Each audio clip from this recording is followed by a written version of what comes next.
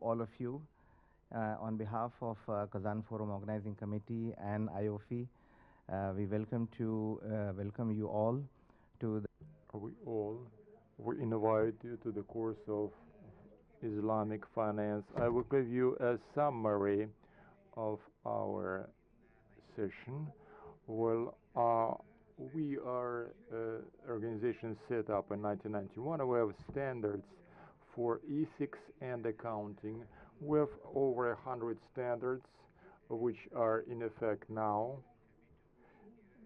forum again, giving a briefing about Islamic finance fundamentals. But however, without further ado, let me introduce you to our trainer, Dr. Abdurrahman Saadi. He's the assistant professor in Bahrain University of Bahrain, and he's a Sharia and legal advisor in IOFI. He's also on the Sharia board of many of the Islamic banks, and it's also a chairman in one of the Islamic banks. He's a very well experienced Sharia scholar. And without further ado, I would like to welcome Dr. Abdurrahman Saadi to start, because we are almost about 10 minutes late. So without further ado, please welcome Dr. Abdurrahman Saadi.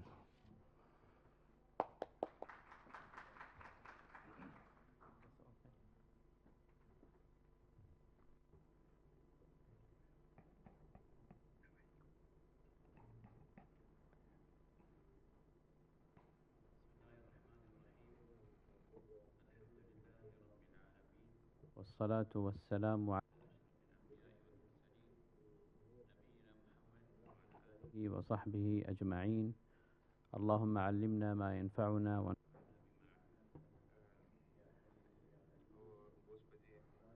Oh, good gracious.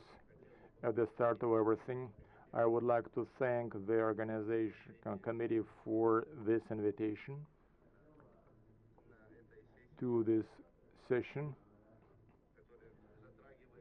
which touches upon the fundamentals of the Islamic finance and Islamic fiqh in this area. As far as I understand, I will be discussing the fundamentals of Islamic financial transactions. I have only an hour and a half, and I will explain only the basics to you without going into much details. But if there are some questions, you are most welcome to ask these questions at the end of the session. And better you can ask these questions in the process of discussion, but it will be better to do it at the end of the session. And well, by the mercy of God, let's start. I will start by saying that the fundamentals of financial transactions in accordance with fiqh will just show the slides. This is the summary of my presentation. I will do it myself.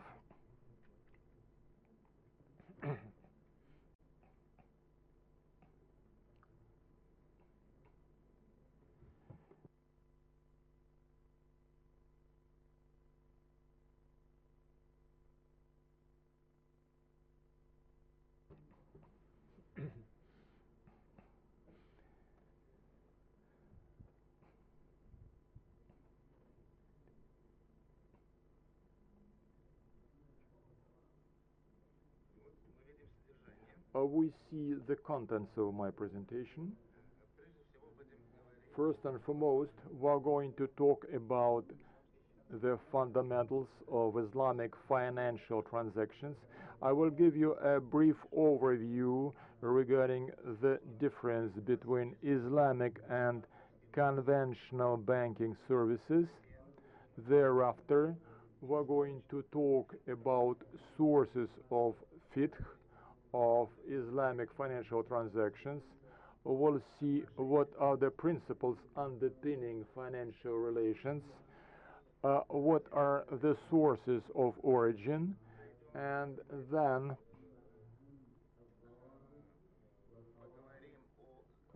we're going to talk about the rules which regulate financial transactions, and then we'll look at the evidence of prohibitions, and then we'll talk about the common features of the two financial systems. You will see what are the main issues that should be discussed when we talk about the fundamentals of Islamic financial transactions. I will start with the principles. First, it is common knowledge that money in Islam, the notion of money, is based on the following rules. First, money is money of Almighty God, and we are only trustees, because our Lord said that, believe on me and in our prophet and spend from my money. It's a quotation from the Quran.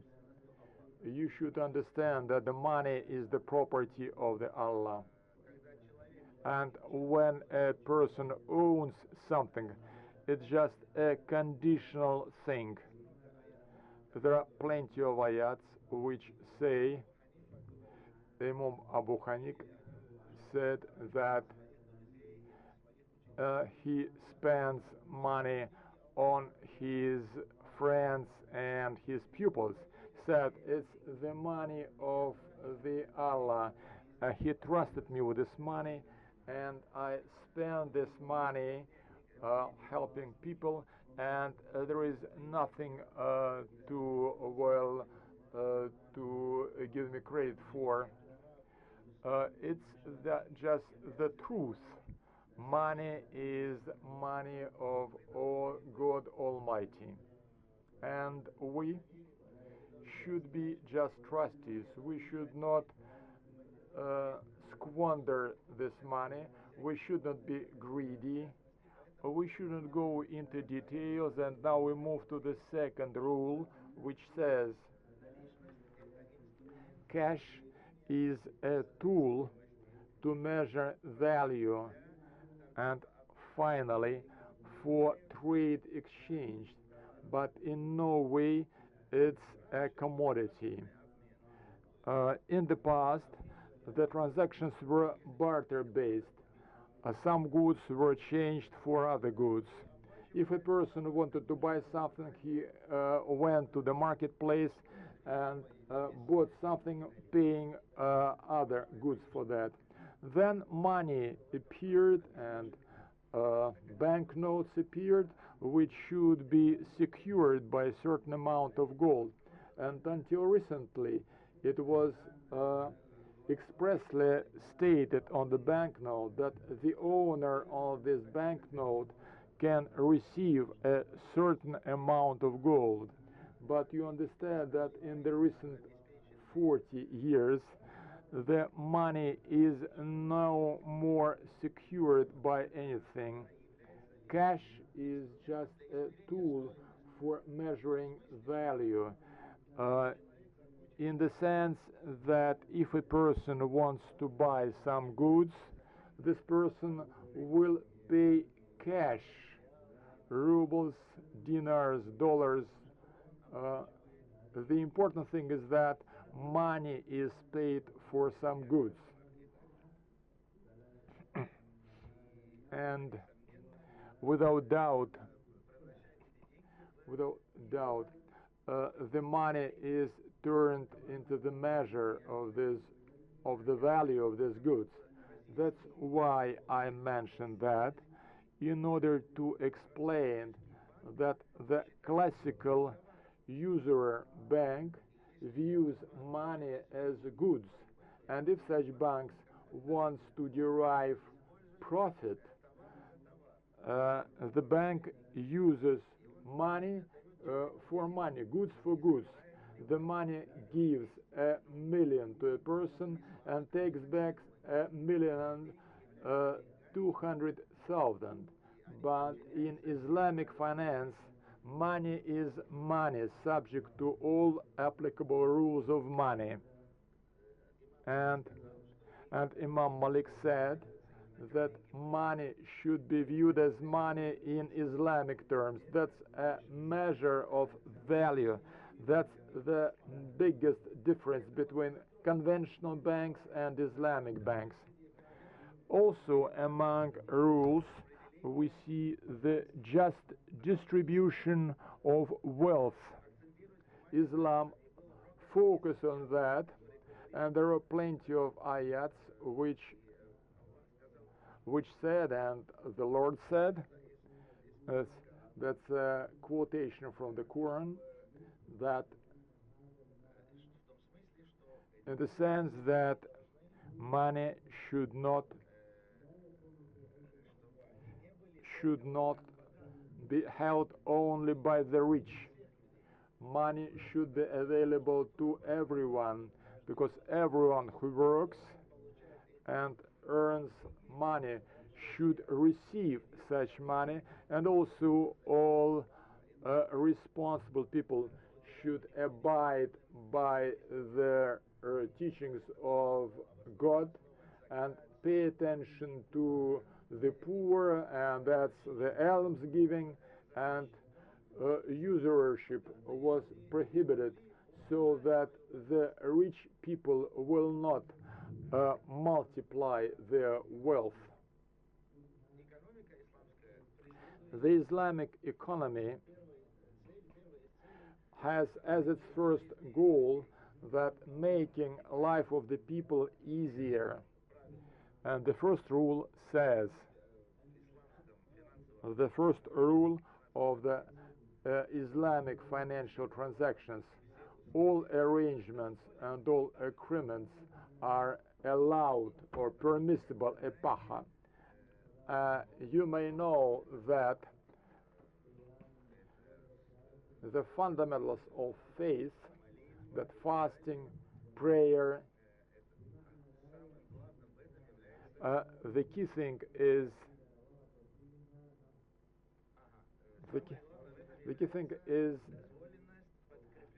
permissibility supported by expressly written texts.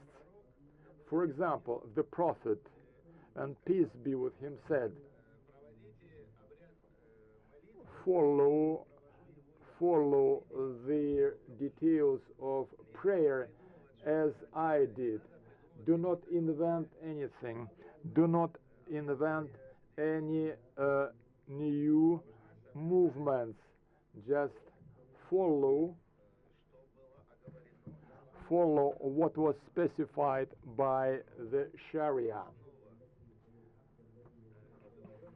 The fundamentals of agreements or arrangements between the people and the terms and conditions, where one of the agreeing parties puts forth some conditions, and such conditions should be allowed or permitted. That permission in Islamic sense. If one says that it is permitted and then the other party said it is not permitted, and for the first one who said permitted, he should say that it is permitted in religious sense, and the key thing in this arrangement or in this agreement is permission, ibaha. There are prohibitions or bans.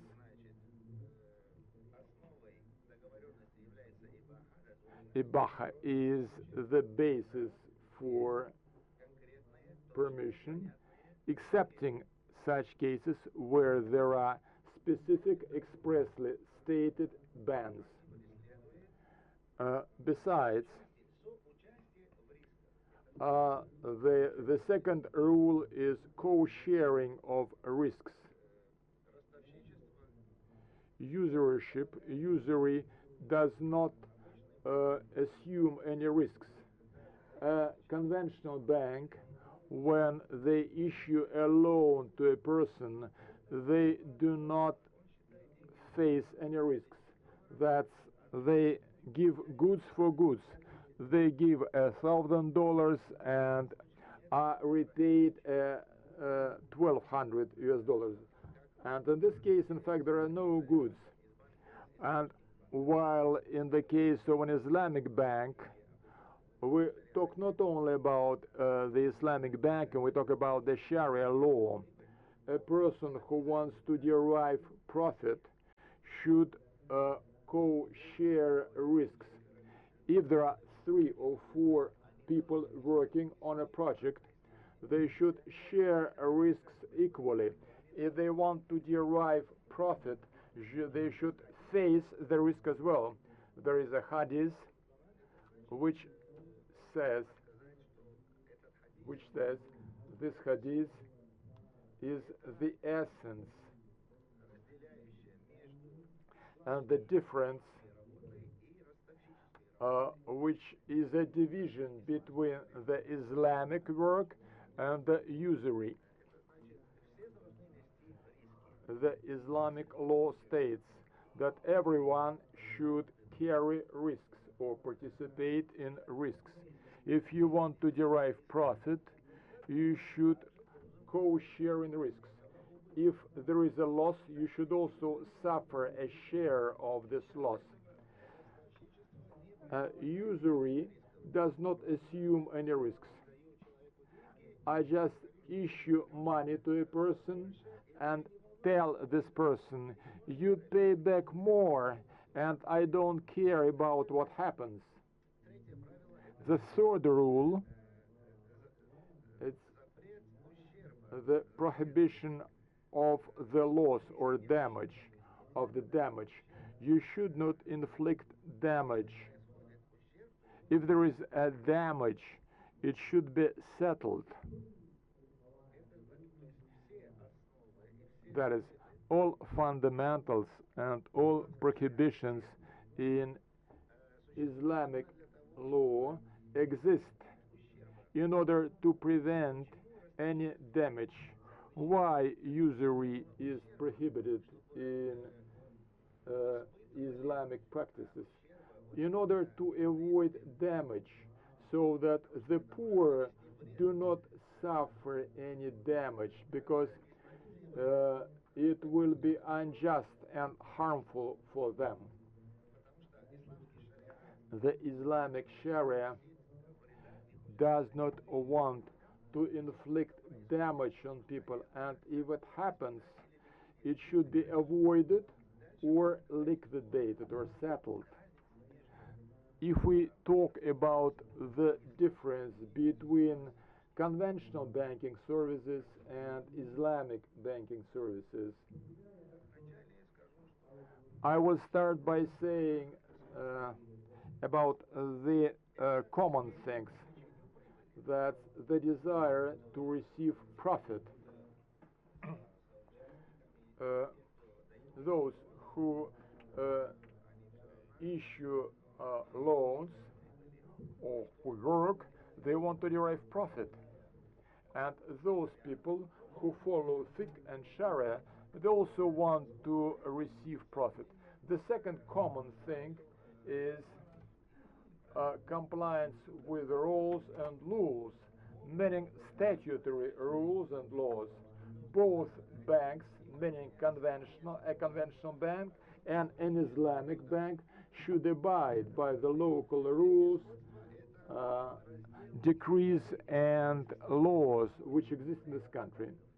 Then the divisions in the structure of the banks, many of these departments may be found both in a conventional bank and an Islamic bank, like Treasury, for example, a legal client department, or retail department, etc. But there are differences. We can discuss differences which exist between two types of banks. Number one, the type of deriving a profit. As I've mentioned already, the Usually bank doesn't bear any risks. They perceive money as a good. They sell cash as a good. For example, they may issue $1,000 and derive a profit equivalent to 1,200, thus not bearing any risks. At the same time, the Islamic banking system presupposes the availability of the buy-sell agreement and the correlation of the pertinent risks.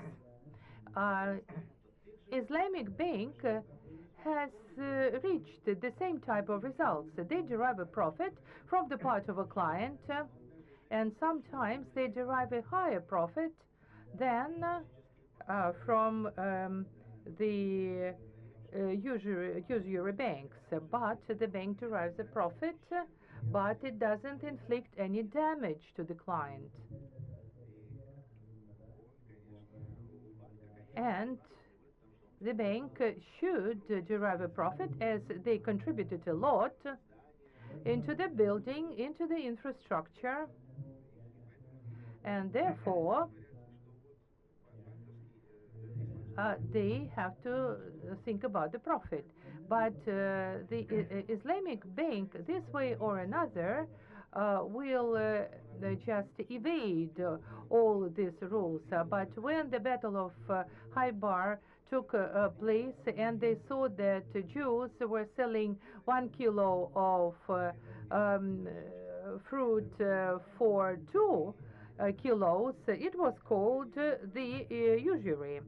And the prophet said, you should sell 1 kilo of good fruit for money, and then you should sell 2 kilos of fruit of the same fruit but of a lower quality, and you will have 1 kilo through money equivalent to 2 kilos. And that testifies to the fact that the Islamic Sharia encourages the cash flow, the also buy-sell agreements when you sell something, when you gain something, and not that you give 100 and get 120, as it takes place at the usury banks. And they have some prohibition on the cash flow and on the flow of goods and on the advancement of production. And there's no sense to buy or produce something, but the Islamic bank bears the same type of risks jointly with the client, and they are interested in selling a product to the third party. And if I do it within 5 minutes, I bear the same risks within 5 minutes. And I may just hold this particular good for 1 minute, but I bear the same type of risks. I should have somehow speed up. And the second difference is that there is a special religious foundation which was laid as a principle of Islamic banking management. And actually there should be some control and supervision over all the financial transactions. And they all have to be filtered by a pertinent department of the Sharia supervision, and they do it within the framework of the Sharia norms, and that it abides by the ruling of these standards. And it is done by those who have the Sharia education, who have been involved in the Islamic banking transactions, and those who have a differentiation between halal and haram, and afterwards any financial transaction may undergo a certain control and supervision of the pertinent department within the bank, and then they somehow watch how the entire transaction is being managed. And the final decision could not necessarily be taken. And only after all these stages of control and supervision, these particular transaction may be attributed to a valid one. One clerk in the bank or some banking officials may give certain preferences to their clients, but within the Islamic banking operations, that is absolutely excluded due to two filters available. And this particular table presents IBE, that is the buy-sell transactions in the second column. And Islamic Bank presupposes the exchange. They buy certain goods, then resell them, but the usurer gives a certain loan. They do not buy anything. And Islamic Bank gives money in exchange of certain goods. But the principle of usury is money for the cause of money. They do not bother as where to store goods, etc. But if a person is somewhat late in repayment of the loan, so they will have a higher interest, and they are becoming more and more poor. This is a standard procedure, but if a specific agreement is concluded, we may say that within the Islamic bank, the client should see what was the value of certain goods, what was the profit of certain goods, and they do not say to a client that you were late to pay your loan. And that's not the case of the Islamic bank, and they may find some causes for such deferral. And you are obliged to pay us on time, but as to the usurer, they are just augmenting interest. And we are talking about services and goods here, and so we have goods for goods, and in other bank that is money for money. Yes, Islamic banking bears certain risks in terms and or within the time of holding certain goods. And Islamic Sharia presupposes some risks as an aftermath of buy-sell transactions. For example, I have a phone. I owe this phone. I may sell it with a certain profit. But if this phone is not mine and I'm going to sell it and I derive a profit, why shouldn't I do it? I'm not the owner of this phone, and thus I won't bear such risk.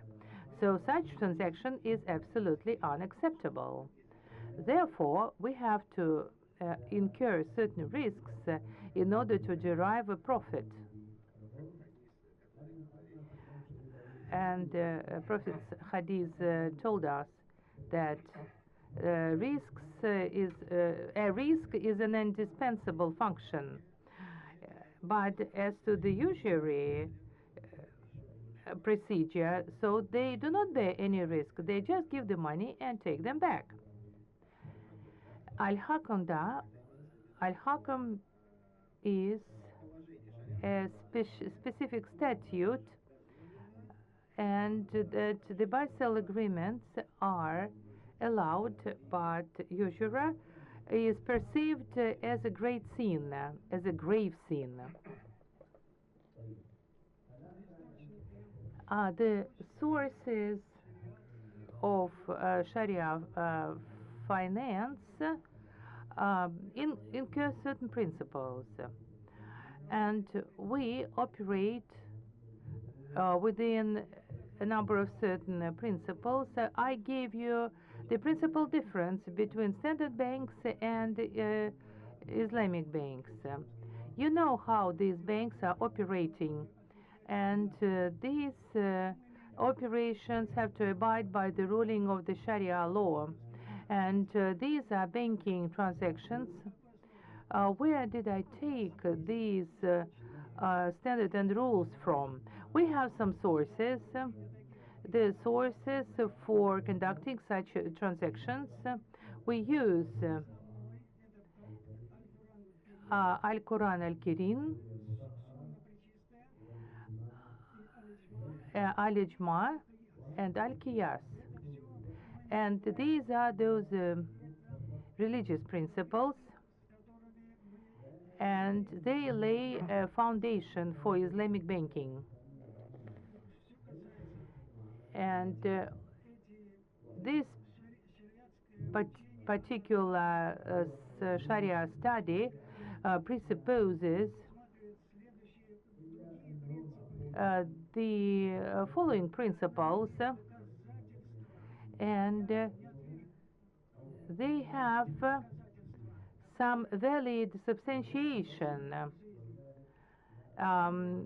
And these rules are further on translated into practice. We are somehow pressed for time, and I cannot show you all other principles and all other differences. But you should bear in mind that these provisions are taken from our Quran, and we have to attribute to this holy book, and it is the key source for us. And our Prophet, in his hadith, indicated that when you were forwarded with some animosity to a certain place, you should get back without this animosity and hostility. And the ruling for that hadith was presented in Sunnah and the Quran. And the scholars indicated that the Sharia Islam was taken from Quran and Sunnah and Ijma. Ijma is overall consent of those who were involved in lawmaking. And these lawmakers always attributed to the provisions of Quran, and all the statements of our scholars are formulated on the basis of Sunnah and Quran. And also we're talking about the legal aspects of these standards and laws, and they use the text, the wording of the above mentioned sources. And the Prophet said no to usury. He said silver for silver, gold for gold. What does it mean?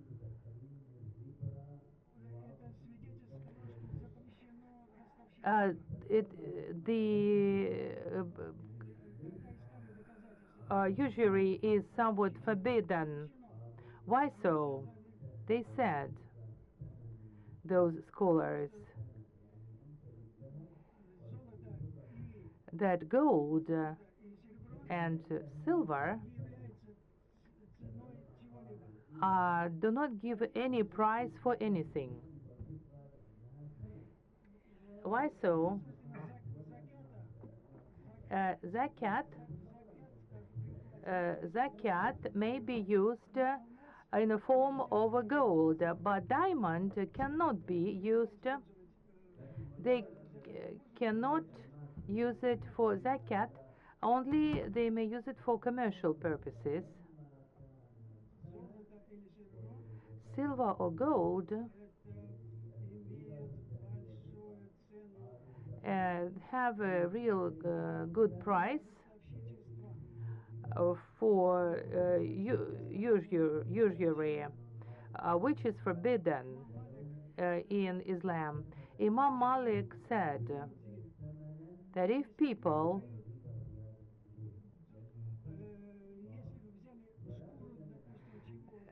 take a skin of a certain animal as a price for something, that testifies to the fact that these skins could be attributed to the usury.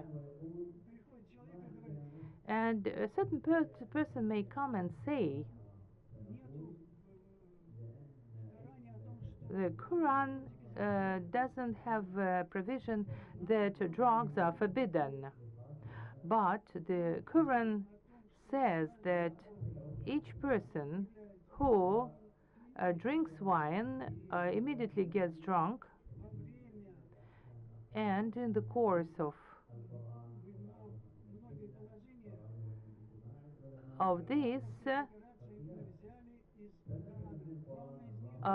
so it is called haram, and we actually took some principles for Islamic banking, but Allah gave us a right to sell and buy things, but avoiding usury, and that's what Quran says.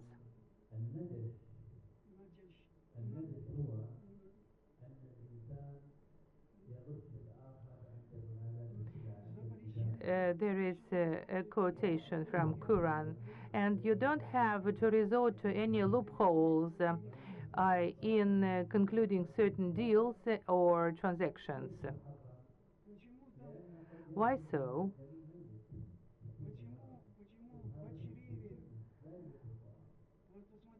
And just have a look, the body of a mother has an embryo, and we don't have a right to speak about it. And now we are coming to the next chapter.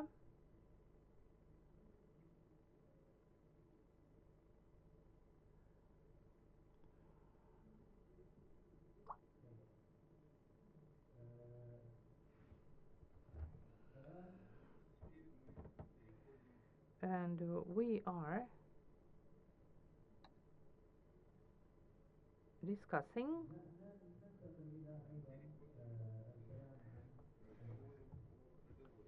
an issue of an agreement. Before we start talking about an agreement, we have to give a clear understanding of the substance of this agreement. If you want to get a better understanding of the Islamic banking, certain agreements also have certain provisions. And by the way, we have a special theory for concluding agreements, and even the master's course presupposes this speciality. I was one of the students of this master course called a contract or agreement, and we'll try to present a quintessence of those how these agreements are concluded. Again, I'm pressed for time. It is really hard to describe it so fast. What kind of a contract we're talking about? If I want to sell or buy something, or to lease something, or to issue a loan, there should be a specific agreement in place. It could be a written agreement, and it could be an oral agreement. and it could also be provided from Monaco through auction from Mosaica. And what kind of an agreement we're talking about? This is an agreed substance which has some kind of consequence.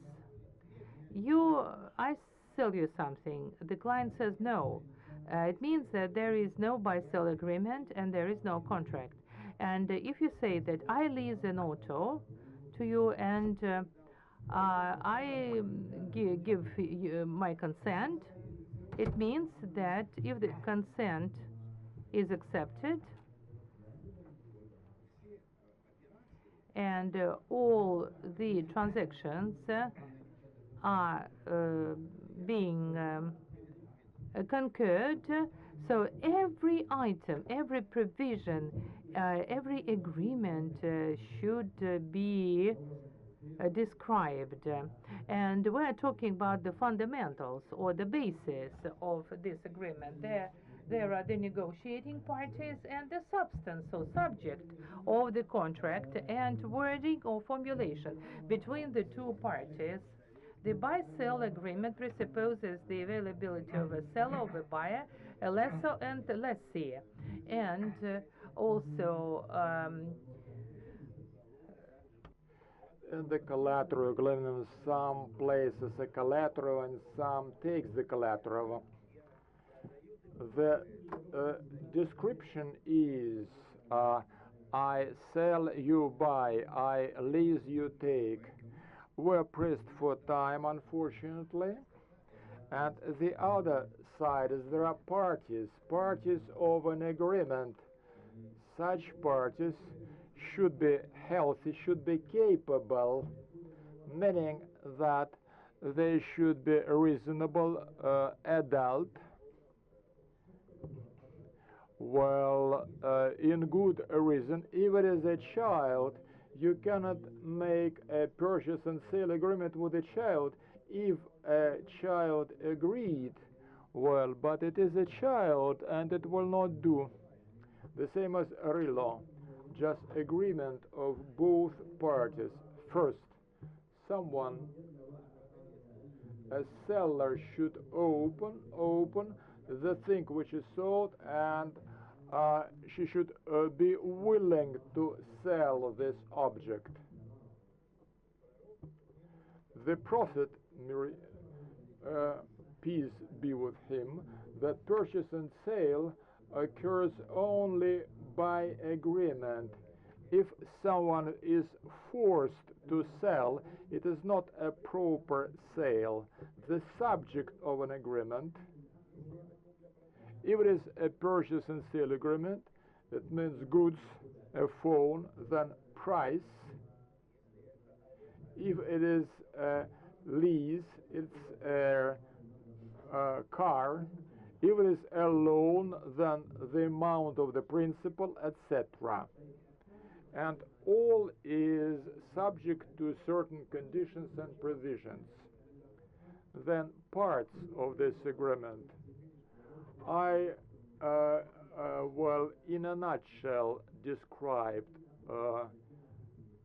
this part.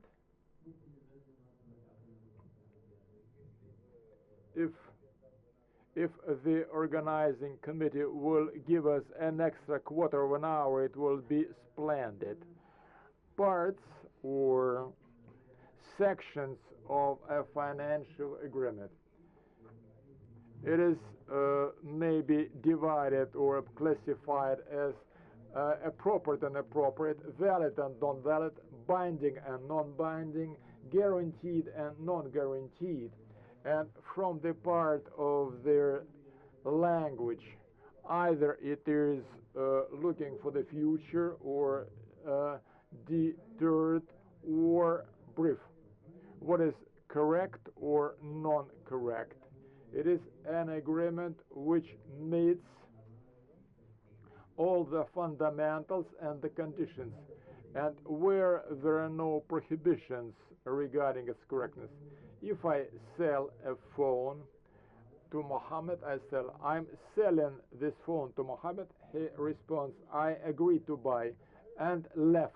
Is it an appropriate sale? No, because I have not specified or discussed the price of the purchase and sale.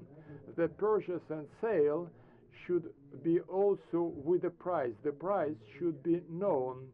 The Sharia prohibits anything what is subject to a dispute.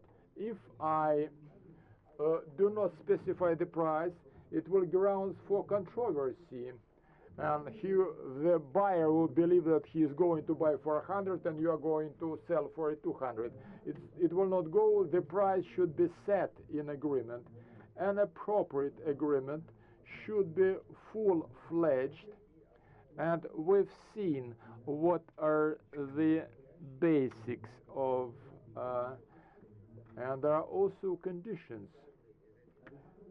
Each of the fundamentals associated with the conditions. Invalid agreement means in agreement where I do not understand, do I have an extra quarter of an hour, or should we end our discussion exactly after an hour and a half? Can we extend our session for another quarter of an hour so that I know how I behave? Should I cut it short or not?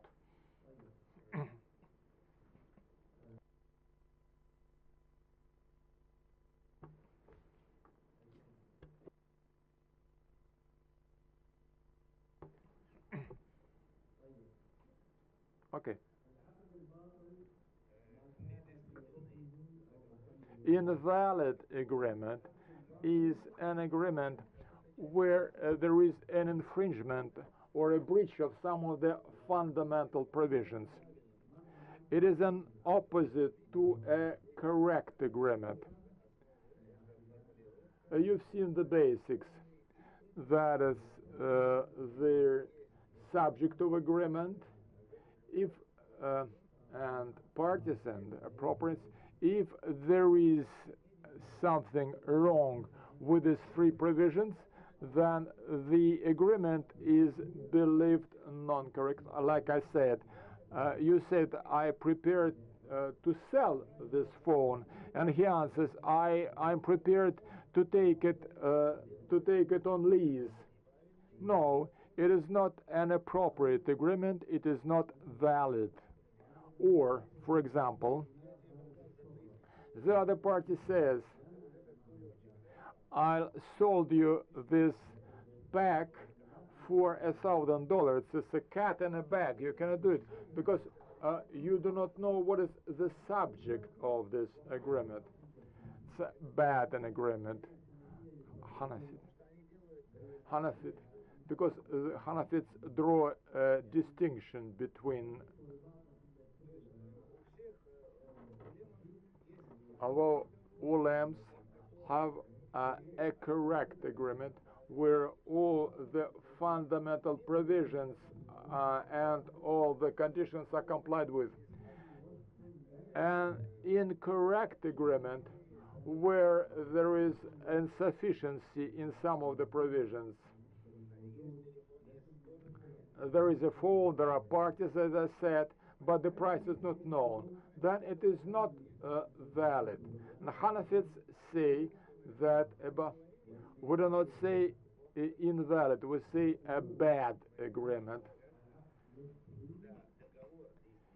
The agreement is valid if the price is known. Then we'll rectify this agreement. That is the difference which apply Hanafites to the difference between a bad and an invalid agreement. The agreements are further divided into what is a valid agreement. If an agreement is correct, it should be a valid one. If it is an agreement is valid, I sold it, we specify the price, everyone agrees it is valid. the other party received the phone, I received the value, it means that the agreement is valid and consummated or deferred. I am a doctor in university. I always ask students, if I ask questions, you may answer. What is a deferred agreement? Meaning an agreement which was made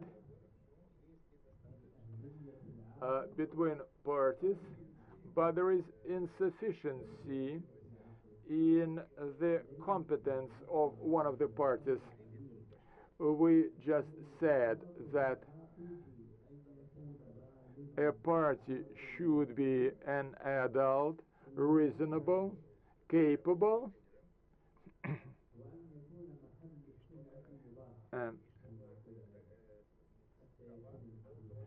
and the goods should be permissible.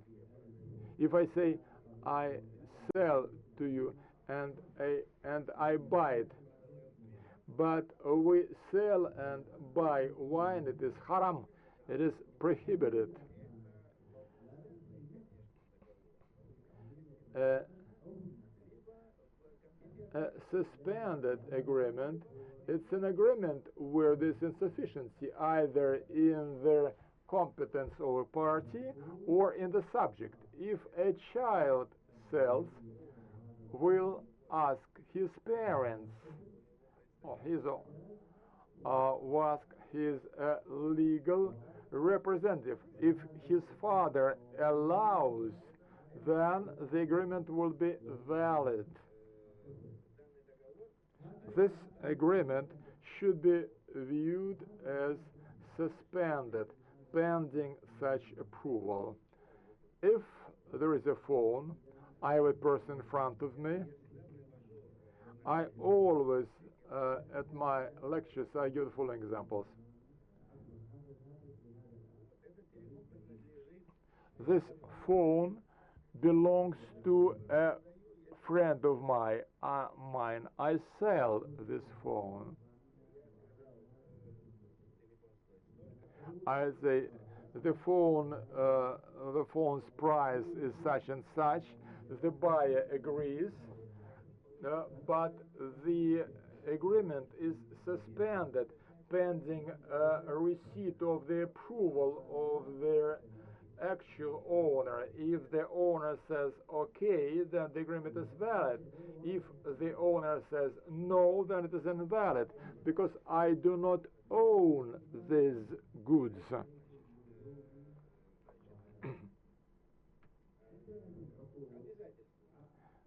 Obligations from it may be binding and possible. What does means binding agreement? If agreement is consummated, then no one can terminate it. No one can say that I change my mind, I will not proceed. Only if the other party agrees to such termination. There are possible agreements, and this agreement,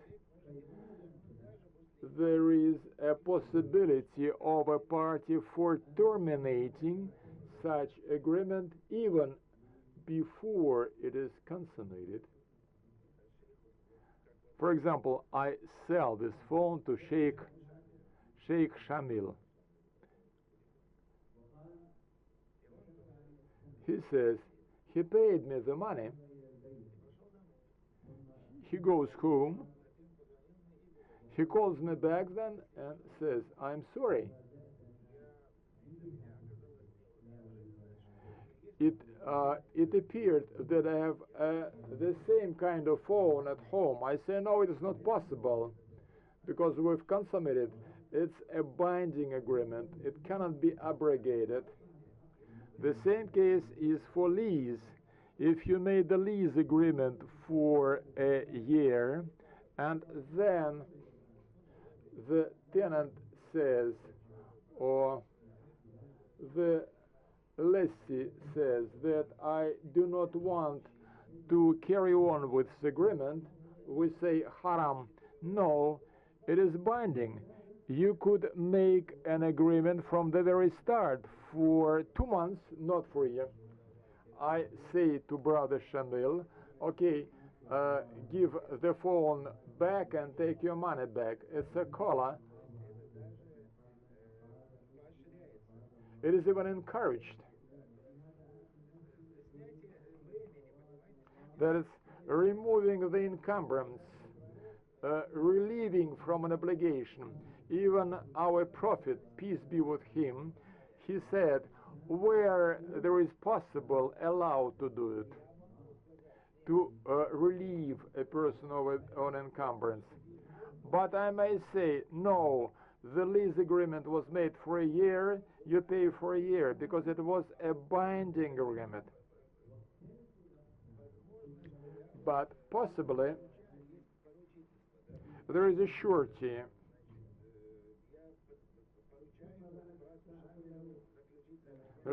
There is a commission. I commission brother Shamil for making an agreement, and he said then, no, I do not want. Okay.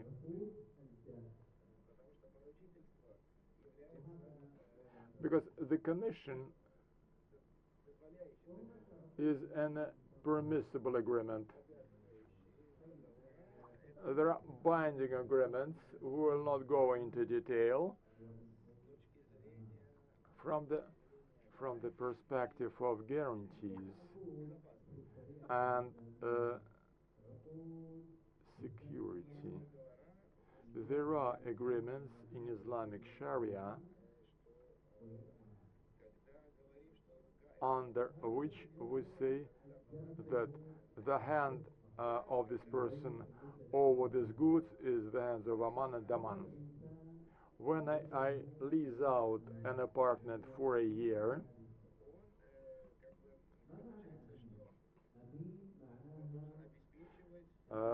this person should provide, but the person does not guarantee.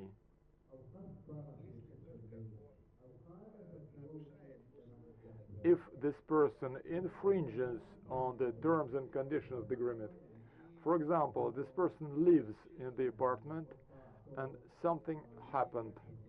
For example, robbers attacked this apartment, or thieves destroyed part of the apartment. Everything was locked. I cannot tell him that you should continue living this apartment. If it is proven that he failed to lock the door, or he made some omission, at Ruka, the hand of Mubariba, the hand of the tenant, where the man occurs in all cases. Even there was an omission, this agreement is valid, just a purchase and sale agreement, for example, because a purchase and sale agreement, the goods changed hands. Once the agreement is made, the goods changed hands. If something happens, then it's already another person owning these goods. You are now owning this item. For example, you buy a camel for 100,000, and in a minute the animal dies. We say, no, that's the will of our Lord, it's Daman. And another example, if a person illegally takes ownership of something. For example, I leased out a house for a year. If something comes, steals a key to this house, settles there and lives, and on the second day says, but the tenant doesn't have anything to do with it. and something happens, and we say, you should be liable under the contract because you you took ownership of this property not in good faith.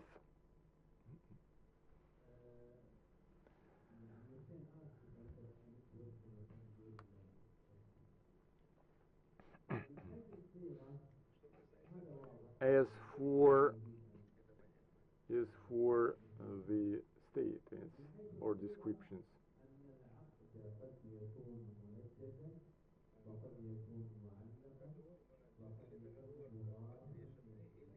a suspended an agreement or an agreement referred to the future. Uh, well, in the first case, everything is understandable. I sell, you agreed, and that's it. Well, the consequences of this agreement become visible immediately, and no matter what happens after that, the other party is liable. A suspended or a deferred agreement means that I will buy, but subject to approval of my father. We say, okay, I am waiting for the approval of his father. If the approval is forthcoming, then the suspended agreement will be valid. If, for example, we made a lease agreement, he says that, yes, I rent it starting from the first Ramadan. It means that until the first Ramadan, I can lease out this property, but after the first Ramadan, with a deferred agreement which takes effect on the first Ramadan.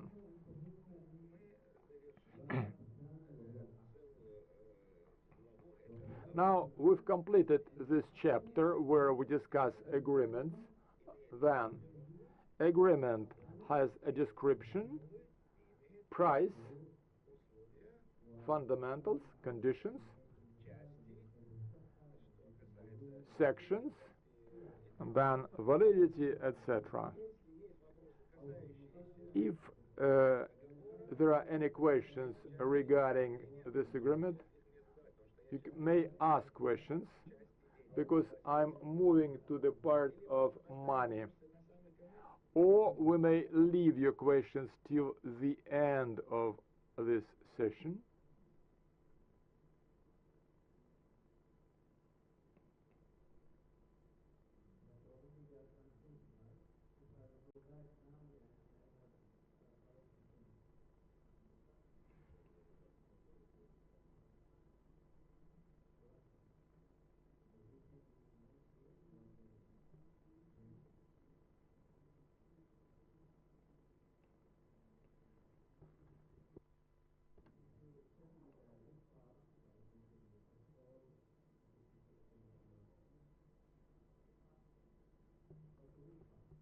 Unfortunately, nothing is heard.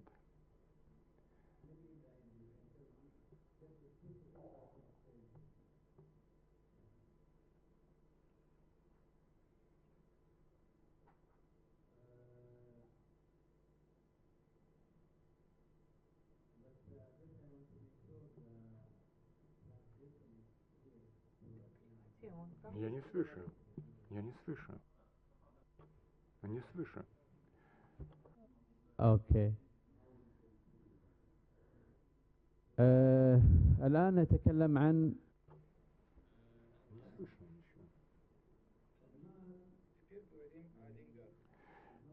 Now we talk about money. Money. What do we mean here? Money. Anything may be money. Whatever has a material value is money. Air. I can sell air. I do not own the air. Then we may allow that there are two conditions: that money should have value, price,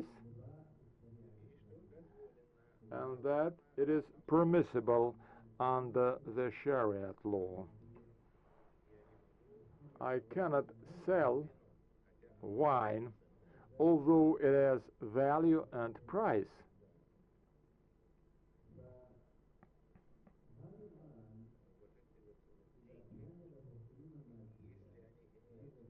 If money has material value but it is not permissible, I cannot sell it.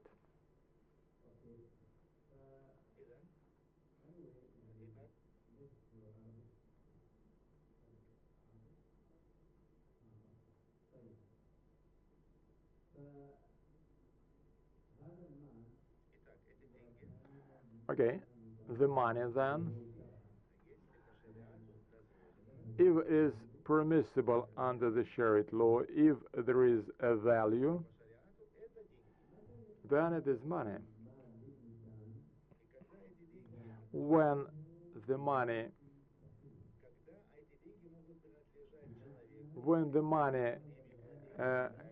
can be owned by a person, it is correct. I sell, the person paid to me, the agreement was correct, and that this money becomes my property. If I sold money,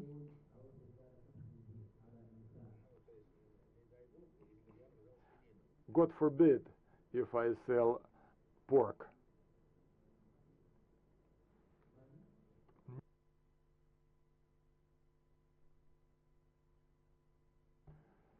Sorry, cannot be translated.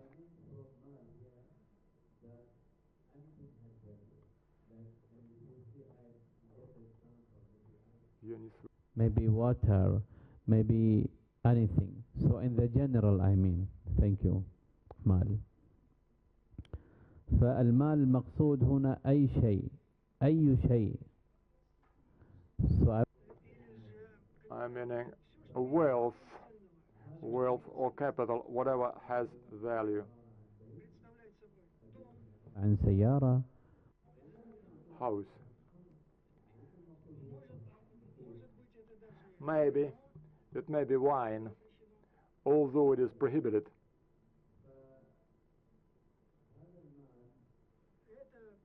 But this value, this capital, should have some value and should be permissible.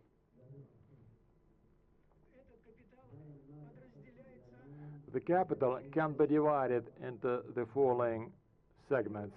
First,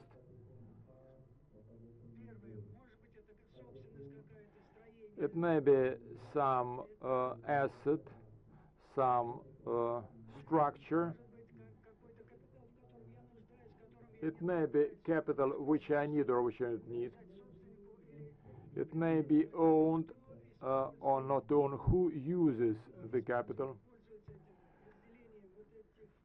Who uses the separation of these categories of capital or wealth? Let's make a distinction here. Mal, let's divide mal into the benefits that we may derive.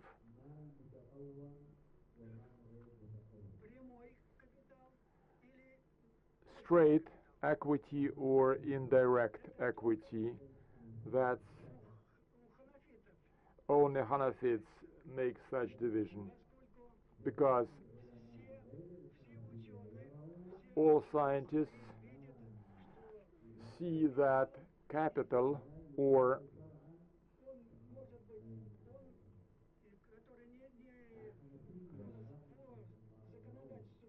under the law, which is not permissible, it cannot be sold.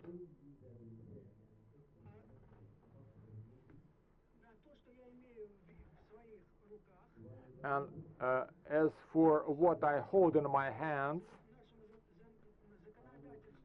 under our laws is allowed, and malametegamur, which is direct equity and indirect equity. For example, I have not transferred this phone to Shamil, and he took a thing, and this thing is wine. Under our rules, it is not a guaranteed agreement. It is not legal. It is not permissible. The goal which we strive to is when a Muslim, we may say that if Muslims ruined wine, it appears that if a Muslim ruined the wine which was owned by another person, it is not deemed as banned. No, it is permissible. On the contrary, if he spoils the wine, and the wine will lose its value,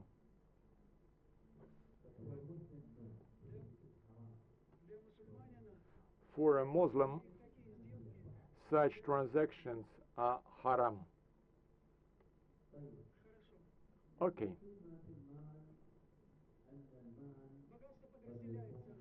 The wealth is divided into real property and movable property. What is akar? It's akar. This is house, land. Can you move a house to another place? No. And what is movable? Movable property is what you can move from one place to another. Check number.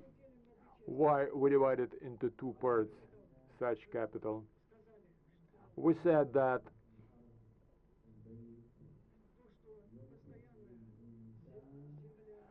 what is permanent, stationary, like land or house, a person can confirm his or her right to ownership of such property. This is a notion of shifa. I have a house, I am the owner, and my neighbor, if a neighbor wants to sell my house and another, if I want to sell a house, I should sell it to my neighbor, not to a third party.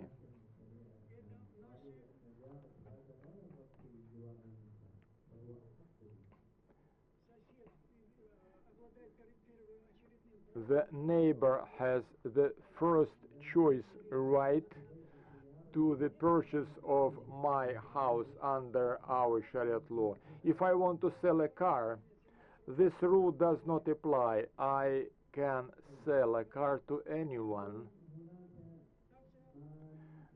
The same. And also there is another type of wealth, valuable and not valuable, or ideal wealth.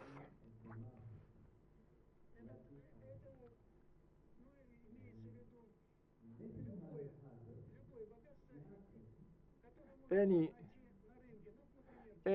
wealth that can be found in the market, like a phone, and valuable property cannot be necessarily present in the market. It is not sold. For example, I sold a rare thing which cannot be found in the open market. Why there is such a distinction? Because if a person spoils or ruins something, for example, a pencil or a pen, if a person spoils such an object, if he sells a spoiled thing, it will come back to him from this market again. Is it clear? Okay.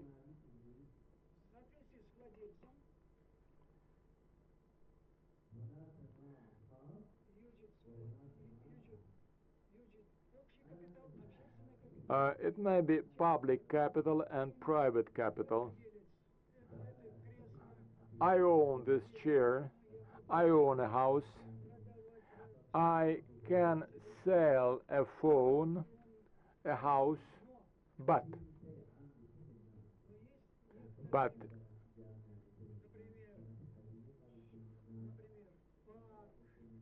there is such a thing like a university, a park, or a mosque.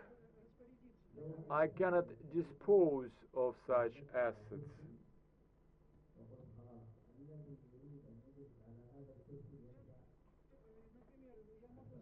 For example, I can say, if you want to use my chair, pay me 10 rubles. But this chair or this bench is in a public park. I do not have the right to make such a transaction. Doesn't belong to me. We've done with the property, with the capital, with money, and now let's talk about religious rules.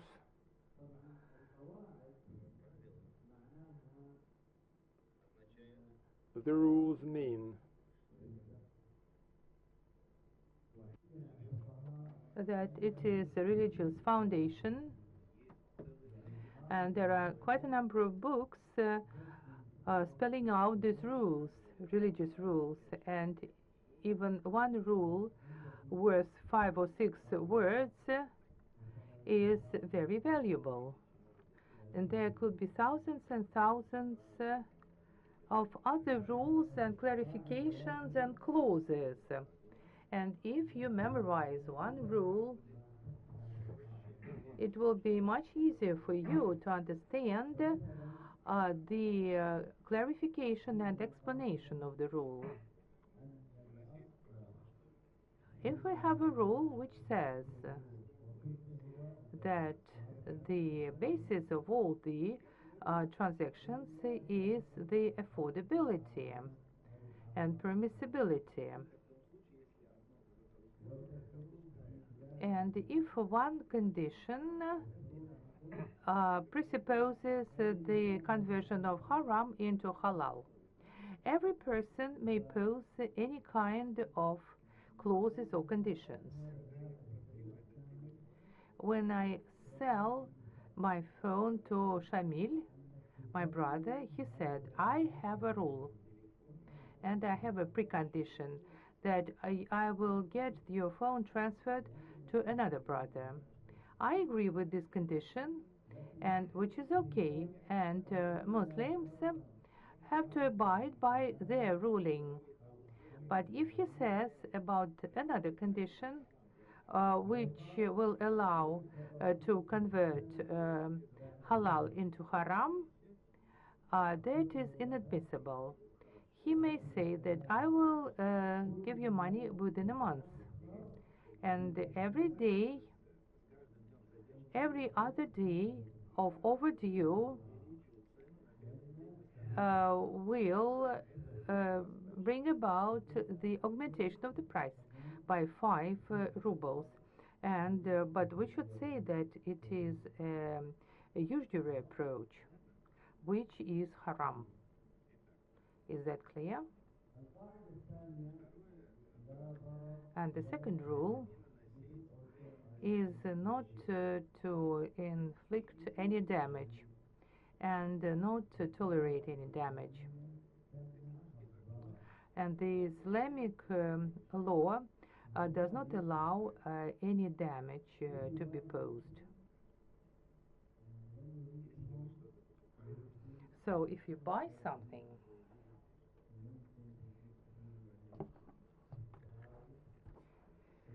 you see that he is explaining certain things to a buyer, but if he um, inflicts a damage to you, this deal is invalid. So prohibition is a monopoly, and monopoly is prohibited. And if you retain a certain good or commodity, he becomes a monopolist aimed at deriving a super profit, and that is called haram, and it inflicts a damage to any people, and it makes a good more expensive, which is haram, which is prohibited. And also any habit, anything habitual, anything people are accustomed to, and everyone knows that a certain good costs this or that amount, it becomes a rule. So that is habitual. And the contracts become valid when we compare them.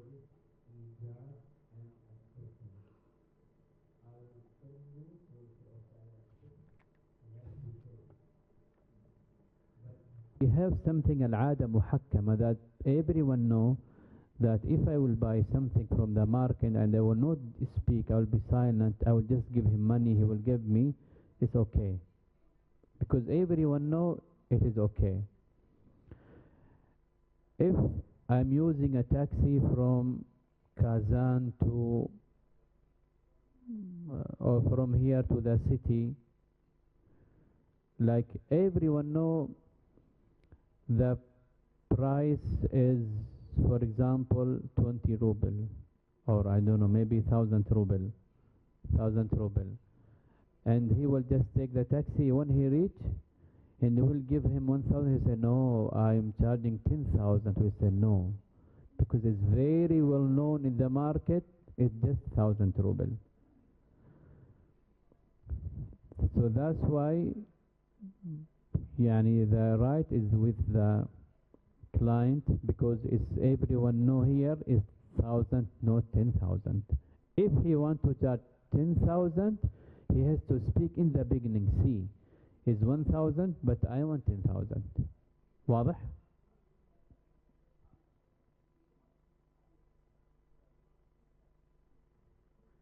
He's translating to Arabic. Okay.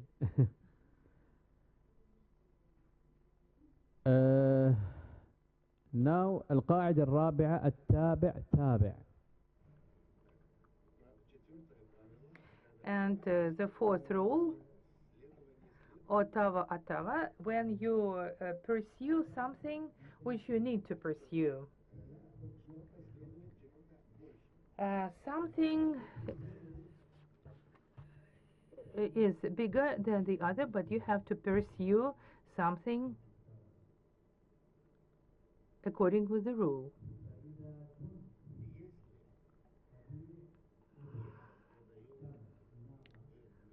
If I sell a camel, and it is she camel, and she is pregnant, and the price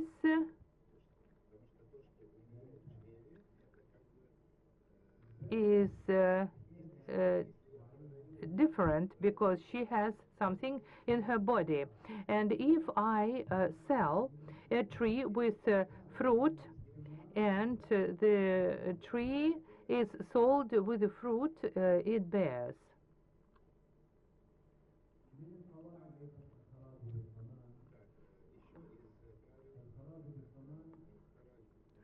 We have Kharaj Taman. It's another rule. What does it mean?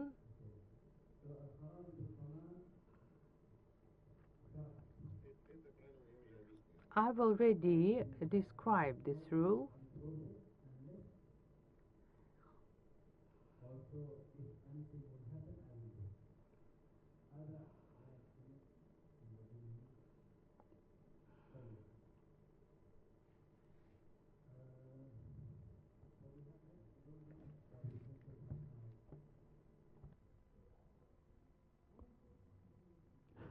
Okay, طيب خلاص very quickly.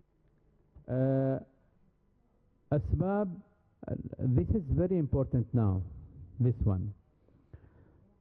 يعني هذا مهم جدا جدا جدا ركزوا عليه. أنا قلت أن الأصل في المعاملة. I've already talked about the foundation of any agreement, which is a principle of permissibility. But the Islamic law has principles which are formulated very strictly in the contract. And usury approach, the damage infliction is something which is prohibited. Usury, growth or augmentation. What does it mean? It has different types. It is a growth of your debt, or the augmentation of price in the course of buy-sell. And what do we mean by the accrual effect? If I give you 1,000 and you give me back 1,000, on the 1st of January 26, but if you do not pay on time, you will have to pay extra, but it is haram. And Muhammad, Prophet Muhammad mentioned already that silver for silver, gold for gold, first for first, salt for salt, and everything should be equivalent and equal. If I sell a fruit for fruit, they have to be equal. And dates should be, if you sell them, should be absolutely equivalent. And if I sell silver for gold or gold for silver, or money for silver, yes, we may accrue the price, but it has to be stipulated by the contract at the very beginning of the process. As in other case, it will be something accrual. Al-Garash is the second type, and thus we sell something with unknown consequences.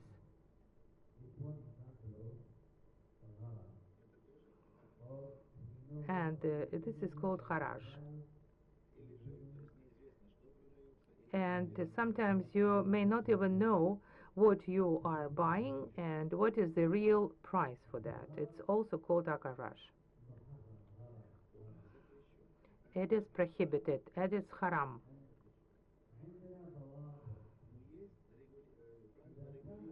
But there are some rules which regulate this provision. If the accrued amount is not so high, that could not be attributed as haram. But if this very good or commodity presupposes some kind of an amount paid, it is admissible. And the examples of such a garar could be the unknown price, or, for example, I sold a phone, but I do not know its real price. Or if I buy something, but the cow may have an embryo in its body, or not necessarily an embryo which is alive. And that's another deal. And also RR could be the selling of goods which you do not own. How could I sell things which I do not own? And that is also prohibited.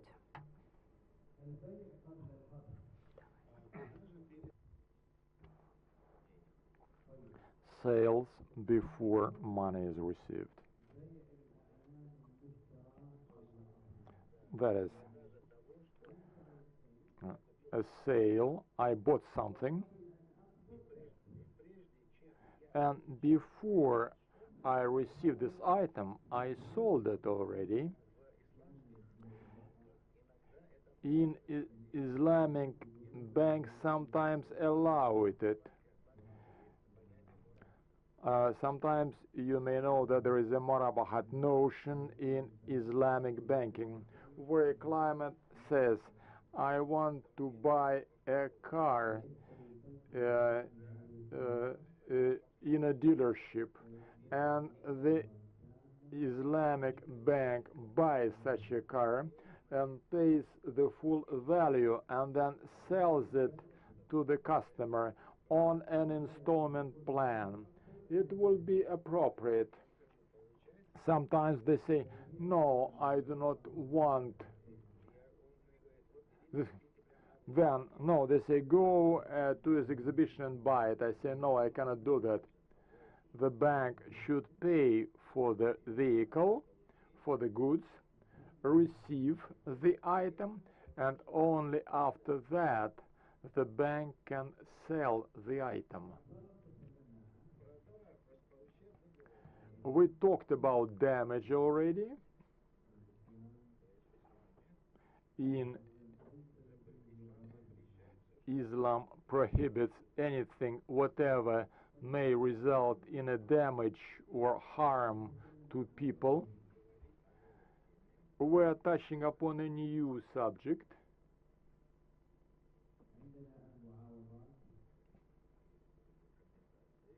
There are some compensations where there are companies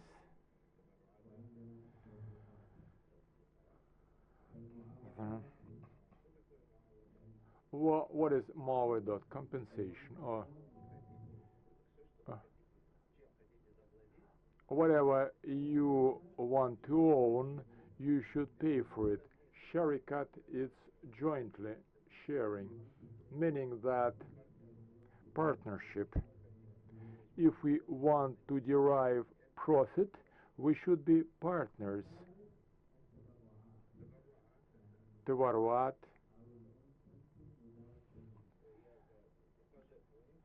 It's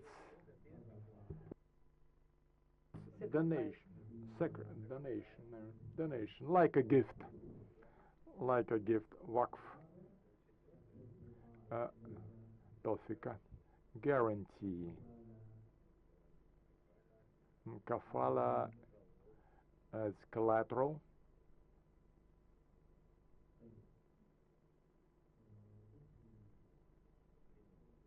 Three minutes. Okay. In a nutshell,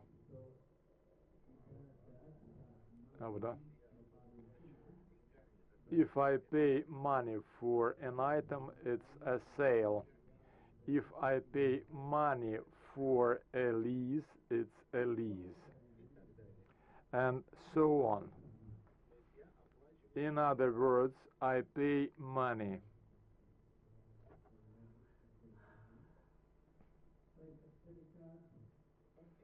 Partnership. For example,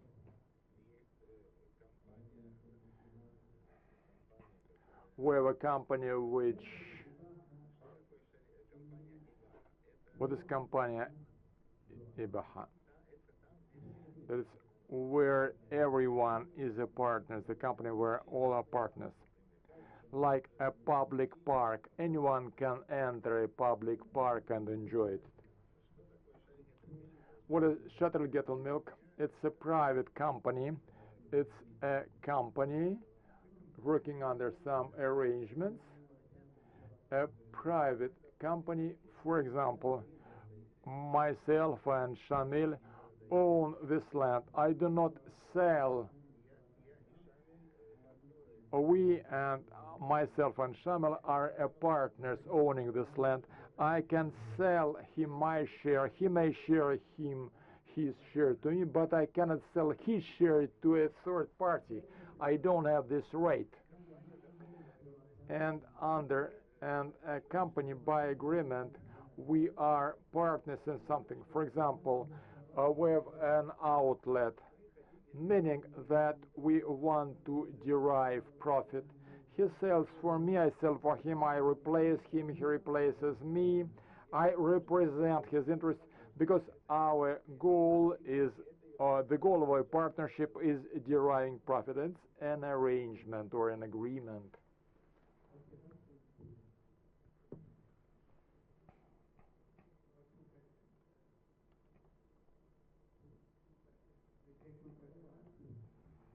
لوين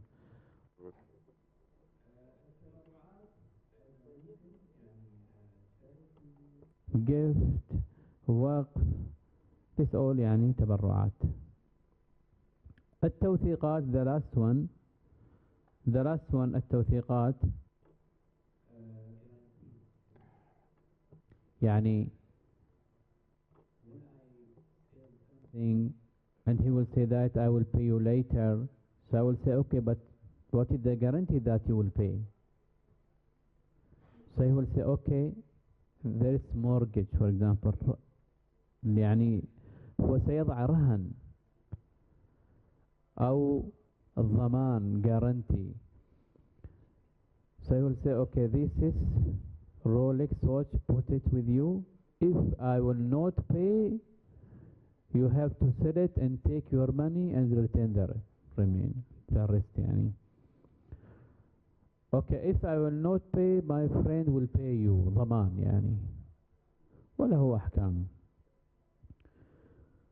اوكي هذا يعني خلاصة والله أعلم وصلى الله على نبينا.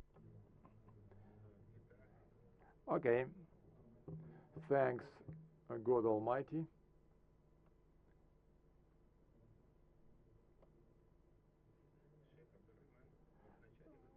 Sheikh Abdurrahman, at the start of the discussion, you said that the basis is permissibility. Or what is your opinion of cash back in banks? Okay. This is an in-depth question. Shamil asked an in-depth question, not for simpletons. It is linked to credit cards in Islamic banks. We have a standard, a shared standard regarding credit cards with standard number 2 for credit cards, but since this standard was outdated, we had a new standard, and the new standard mentioned cashback. Cashback in Islamic banks, it is permissible because when I buy an item in the market using this credit card, I receive some bonuses. I receive the bonuses not from the bank, but a credit card operates in such way that bank lends me some money. I use this money to buy some goods, and then I repay my debt to the bank. Therefore, cashback presupposes that I will swap these bonuses for money, and that's okay because it proceeds from the participants, from the shareholders. Peace be with you. I do not I don't own I don't know foreign languages. I teach economics. Could you please mention the key factors which in Islamic banks impact the margin on financial contracts? What are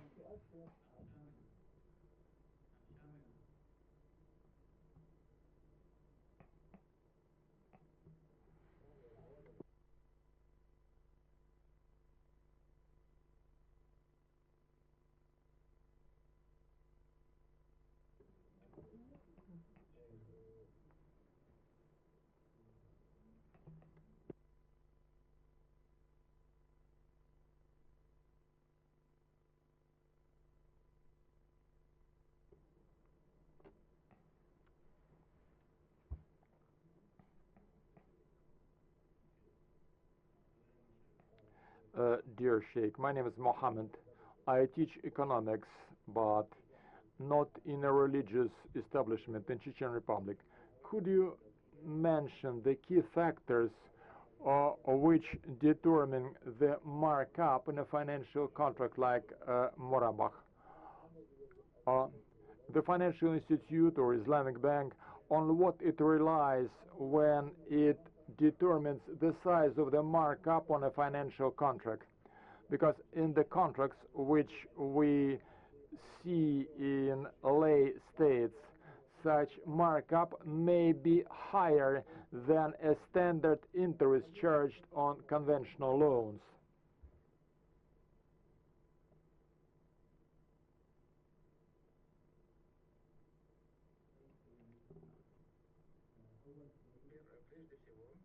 First and foremost,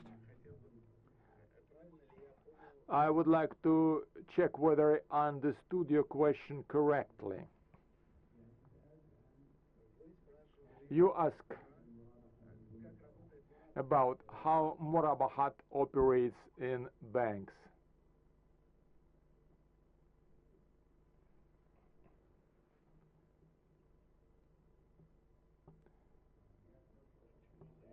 I asked what determines the markup?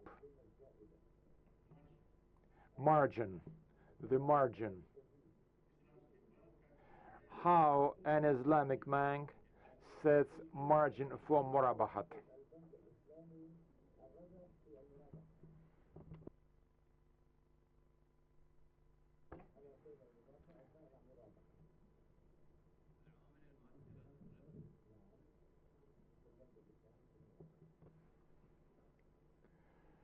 Unfortunately, we cannot hear them. They're not using their microphones.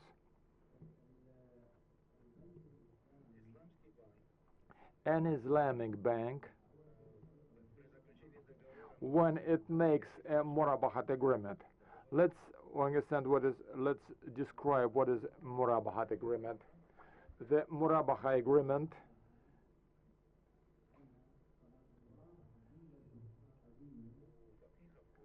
for Faqih in the ancient times, it is something which I buy, and I say I buy it for 1,000, but I sell it for 1,500. It was explained before, but now you are talking about modern murabahat in Islamic banks. Modern murabahat in Islamic banks do not occur in such way that a client applies to an Islamic bank and says, I want to buy a car in a dealership, for example, or from another seller. And the bank says, give me a promise or an obligation that if I buy this car and I will pay for it, you will buy it from me as an obligation. Okay. When a bank buys this car and owns this bank, it sells it to the client on an installment plan, because If this customer had enough money, he wouldn't approach bank for money. Murabahat is an installment plan. And when the bank sells to this client the car on installment plan, it derives profit. It receives its profit, and the lawmakers, the scholars, allow profit when we talk about an installment plan. And if you sell a car for 10,000 in cash, you can sell it on an installment plan for 15,000. However, Murabahat, the key thing in the Murabahat is that the bank notifies the client about the price they pay themselves for the car and what sort of margin the bank will derive. If you pay on the installment plan for 3 years, our margin will be such, and in 10 years it will be another figure, and it is allowed by Shariat scholars. As for a lease agreement, the situation is different. A bank receives a steady profit plus and some index, some coefficient. Clear. Is my answer understandable?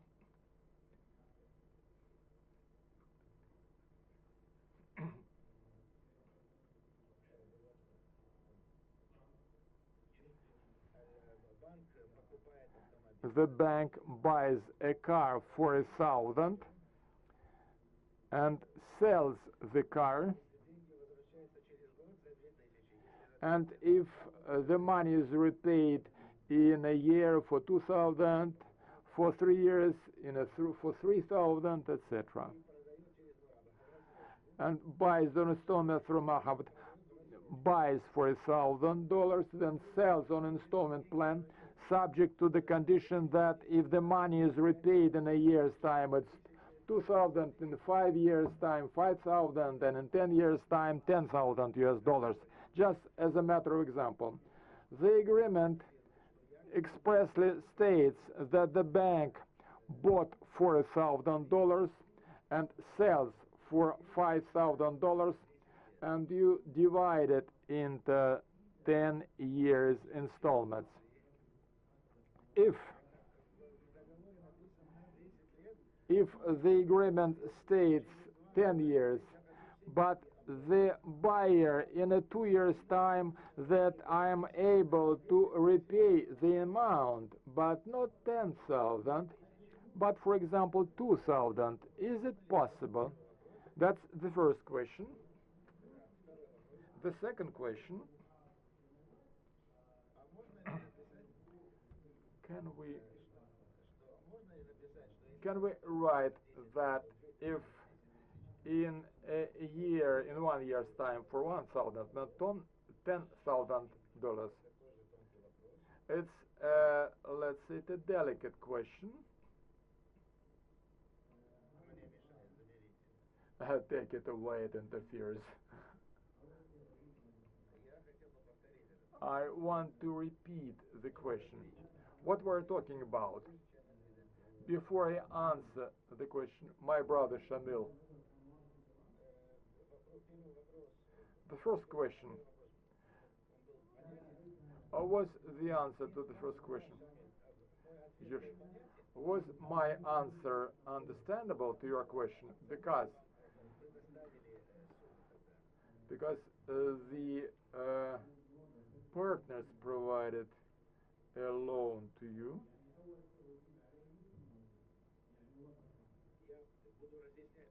I will explain once again. As for cashback, which you asked, an Islamic bank returns your cashback. No, it's the shareholders who return it to you. They issue the money to you. If I issue $1,000 loan to Shamil, and when I say repay me just 900, there is no problem on that, because haram does not allow accrual of interest, and in the cashback, the shareholders of the bank, they provide this discount themselves. They issue a loan and add another benefit to you. Cashback is allowed, but provided that the bank doesn't charge any fee for servicing this loan.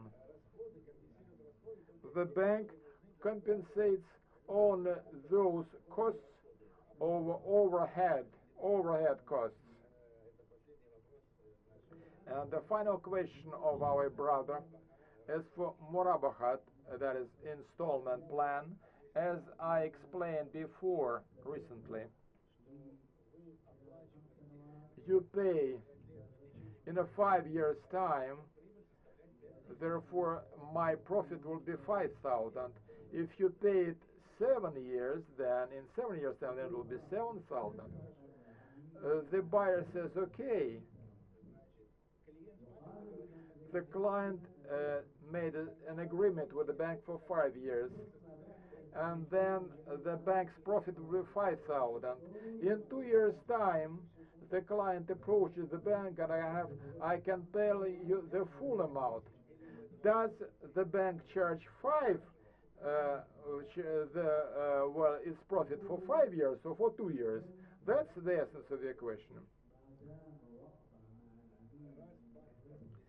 Since the bank signed an agreement with the bank that the profit amounts to 5,000, then it should be like that, as expressly stated in the agreement. But all banks in 2 years then, if they pay in 2 years time, they agree to that and do not charge the profit for the remaining 3 years. They charge the profit only for 2 years.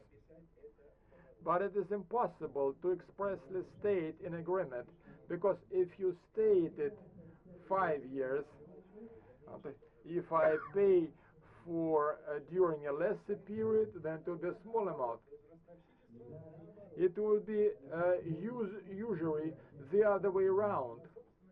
Indeed, the bank, at his own accord, may return this amount to you, but there are some central banks which oblige banks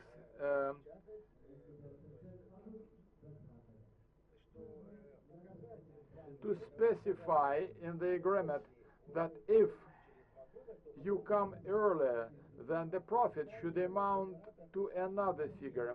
Even in the Emirates, in the Islamic banks, if you make a prepayment, they do not charge any extra margin. We say do not specify it, do not put it on paper, because some people, in order to avoid that, usually the other way around.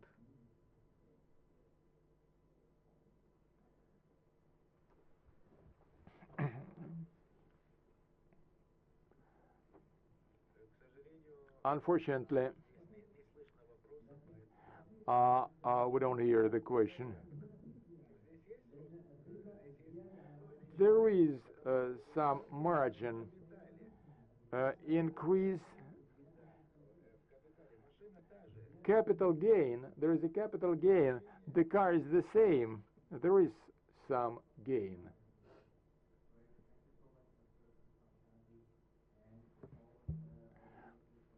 Listening. Of course, we have ran out of our time, more than half an hour.